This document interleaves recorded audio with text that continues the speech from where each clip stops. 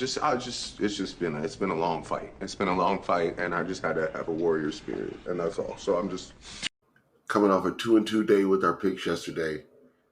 Philly could have came through for us. They lost by 13. We needed them to lose by 9.5. Also, the Brooklyn and Toronto game, we should have just stayed off of it. We had the over because of the pace, the under hit because they're two terrible teams at this point in the season. So should have just stayed off of it. We decided to go with the team total for the Knicks. Glad we did because the under didn't hit. And the Pacers came through for us and beat the Clippers. So 2-2 day. We should have went 3-1, maybe 3-0 if we would have left that game alone. But on to today, we have 4 games to talk about. We're going to talk about all 4. Let's get into it.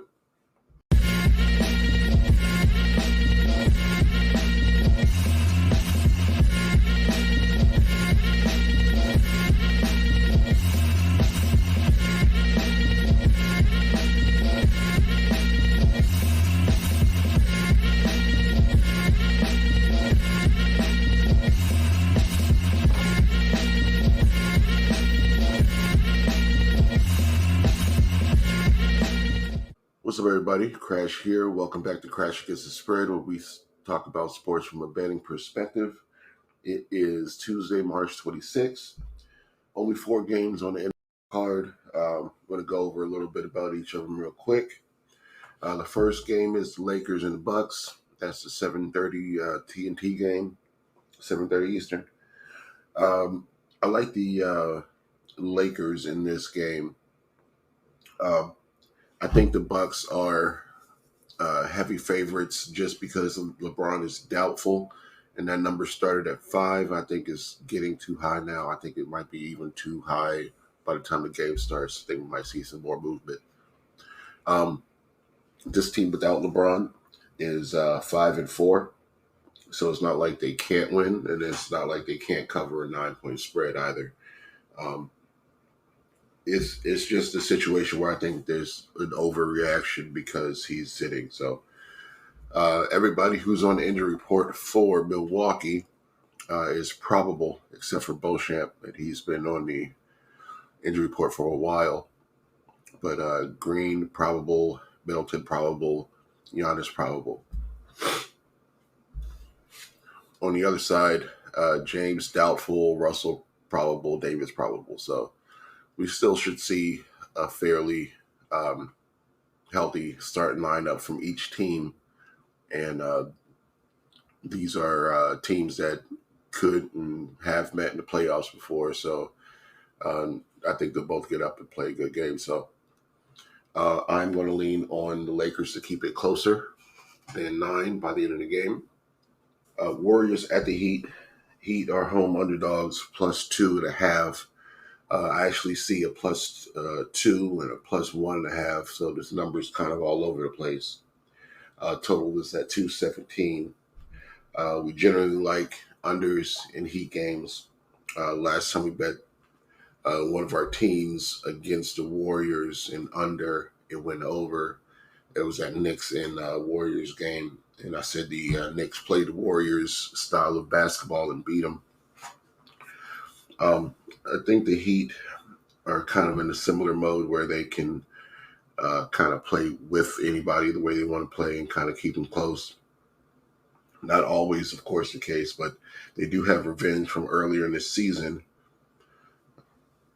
Golden State actually has revenge from earlier this season. The Heat beat them 114-102 in Golden State.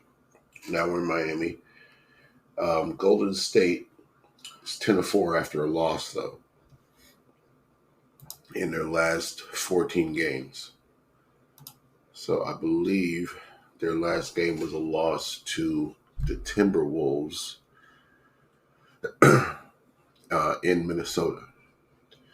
So with that, they've been teetering on this back and forth situation. Last time we said that, though, that was the last game against the Pacers. We were expecting them to win this game against the Timberwolves, and they dropped it. So they've lost 2 in a row at this point. Look at the injury report real quick. Trayce Jackson-Davis questionable for Golden State.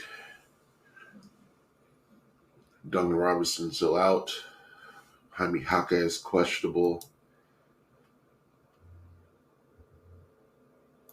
Curtis Martin, right ankle discomfort. Love out. Hero out. Richardson out. So for Miami, it's fairly healthy. I wish Jaquez wasn't on the report, and I wish Robinson wasn't out.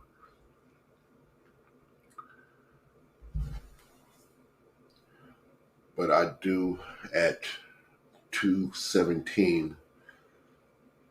I like the under, and I like the Heat at 2.5. But anything lower than that, I'd probably stay off the spread. So I think for this game, if we were going to get there, we definitely bet the under. But I'm not sure at this point. So we're going to skip that for now and come back to it. Thunder at the Pelicans. Pelicans are home underdogs, 1.5 points. Totals at 223. I like the Pelicans in this game. The Thunder, as good as their record is, 49-21, 21-14 on the road. Their last 10 games, they're 2-8 against the spread, and that's kind of what we need them to do in this game. It's only a 1.5 point spread. The Pelicans, however, 19-14 at home against the spread, 8-2 straight up, 6-3 and 1 against the spread in their last 10 games. Playing a better basketball as far as their record goes, and they both have been playing defense. Both of these teams have been trending to the under, and that might be the better look for a game like this. Oklahoma City is also coming off a loss, an embarrassing loss to the Bucks, a game they didn't get up for. Before that, they won 4 in a row. Then they lost to the Pacers, won 3 in a row before losing to the Lakers. So still 7-3 straight up, but they have not been covering these spreads.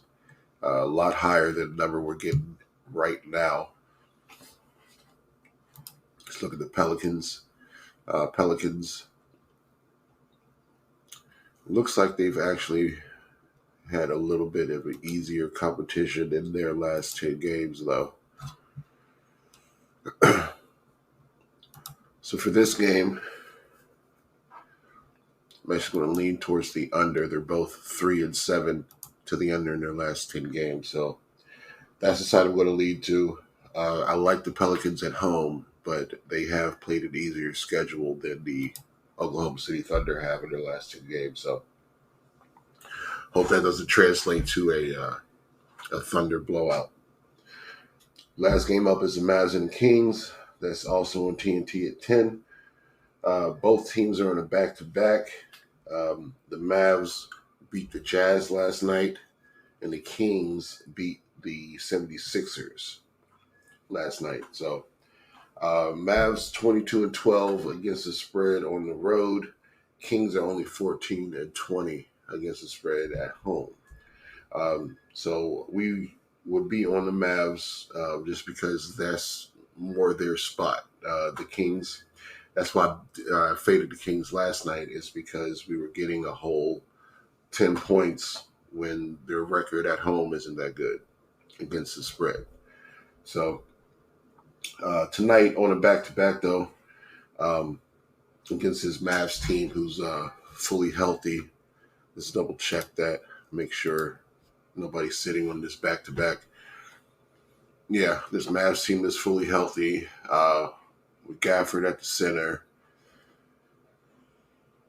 Yeah, no reason not to still back the Mavs here. 8-2 in the last 10 games, straight up and against the spread, opposed to 5-5 against the spread for the Kings.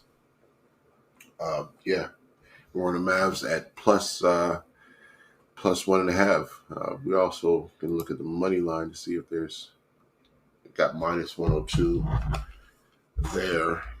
And if I check Hard Rock, minus 105.